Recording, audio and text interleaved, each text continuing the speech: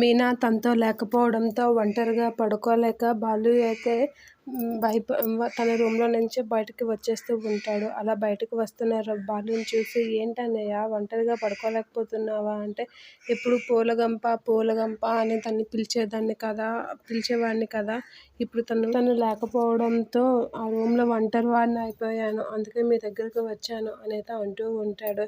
ఏమన్నయ్య వదిన్ని miss అవుతున్నావా ఏంటి అనేత అంటూ ఉంటాడు. అలాంటిదేం లేదురా అని అంటూ ఉంటాడు. లేదులే అన్నయ్య, పర్లేదులే, వదిన లేకుండా పడుకోలేకపోతున్నావా అని వాళ్ళ తమ్ముడైతే రవి హేళన చేస్తూ ఉంటాడు. ఇక వాళ్ళ చెల్లి కూడా బాలుని వేసుకుంటూ ఉంటారు. ఆపండ్రా, అంతేం లేదు, వదిన్ని చూసి ఉండలేకపోవడం ఏం కాదు, అలవాటు అయ్యింది అంతే అని చెప్పి ఆలోచిస్తూ అలా బయటనైతే పడుకుంటూ ఉంటాడు బాలు వాళ్ళ తమ్ముడితో చెల్లితో. ఇక వాళ్ళ చెల్లి తమ్ముడైతే బాలుని వేసుకుంటూ ఉంటారు. మీనా వదిన లేకపోవడం బాలు నీకు ఎన్ని కష్టాలు వచ్చాయో ఏంటో అనైతే అలా వేసుకుంటూ ఉంటారు వాళ్ళ చెల్లి తమ్ముడు.